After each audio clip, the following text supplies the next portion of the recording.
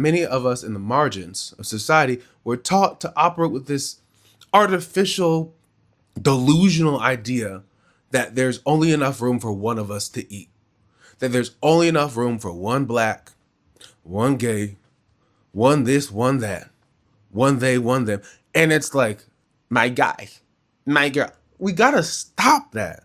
Hello, cousins, it's me, Travis P. We're back for another pondering session with an ecuz requested topic, which is, have you noticed how a lot of us have been conditioned to compete when we should be collaborating? You know what I mean? Compete where we should be supporting each other. Huh. Okay. So let's get into it. I want to speak specifically to how this seems to manifest in marginalized communities on the black angle, the gay queer angle, because I'm not calling anybody out. I'm just calling us up because I am not immune to having been scarcity minded and competitive with the wrong people for way too long. You know, and it was only after I was like, okay, this ain't it. That is not my competitor. All right. There's more than enough for us to eat. Us both. You know what I mean? That things started to shift in how I saw them. And I was like, okay, yeah, this is not it. So we can be horrible to each other for no reason when we convince ourselves that there aren't enough opportunities for us. Period. You know what I mean? I see this in an entertainment influencer world where, I kid you not, when I started to have some more traction and momentum on Instagram, other platforms, I did this simple common sense thing. Simple and common sense. I reached out to a few people I knew and I said, "Hey, excited to be having some traction, super inspired by what you're doing. I know you've been on this path longer than me, you're more established and all that. How would you recommend going about getting connected with brands?" You know what I'm saying? And they played dumb. Oh well, I don't really know where I got the opportunity. Oh, I'm not sure. Yeah, just kind of maybe reach out to them. Oh please, you know how to get in contact with brands. Don't do that with. Don't do. I don't know. Don't do. Oh, I forgot. No, you didn't forget.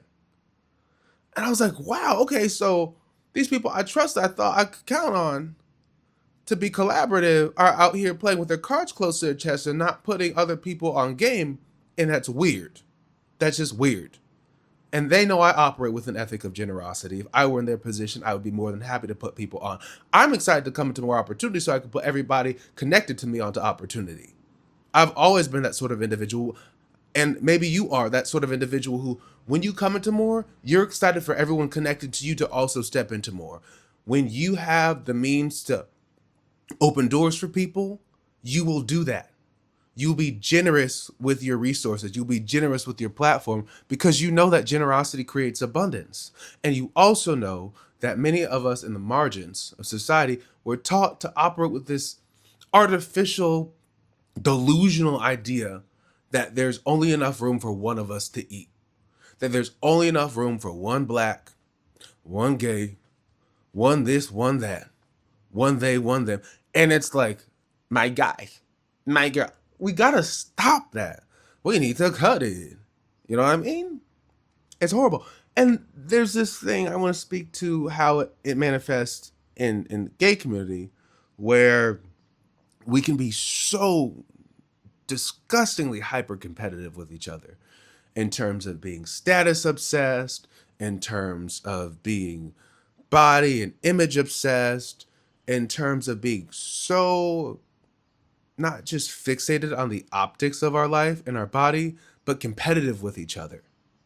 And I'll see it where gay men will size each other up. And you see people who will only flock to certain people as friends if they're of a certain aesthetic caliber.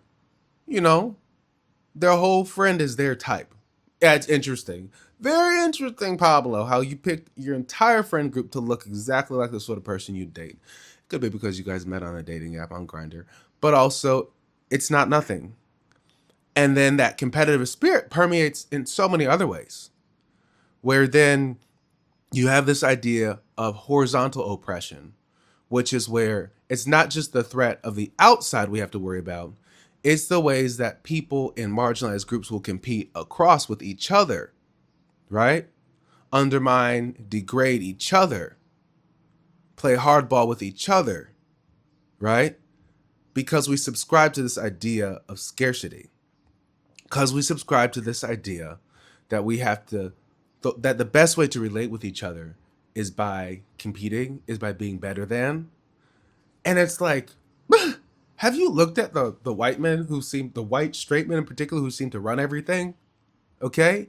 If you spend any amount of time on Wall Street, I worked there in college, you will see that white men who went to certain schools and were in certain fraternities or did certain very typical white American upper middle class things all put each other onto the same opportunities. And that's why that industry is dominated by those people, because they put each other on.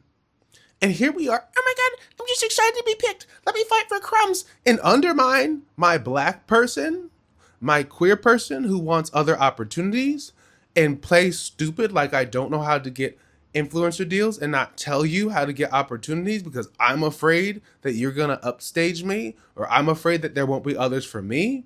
What? We need to stop with this scarcity stuff. It is a trap. It is a trap. Competing with each other, competing with your fellow people on the margins rather than collaborating is a trap. Seeing your fellow brothers in the gay community as competition is a trap. We could be collaborating, getting to know each other and love on each other. It is so stupid. It really is. What's your experience with this? We'll talk soon. We'll talk soon. There's more on Patreon. We'll talk soon. I have a Substack. You can subscribe over there if you want to hear more. We'll talk soon. You can subscribe to this channel. We'll talk soon. The question for you: how does artificial scarcity show up in your world? You know what I mean? And what are your thoughts on breaking this pattern? And shout out to the e-cousin who suggested we dive into this topic. I appreciate you, Ryan.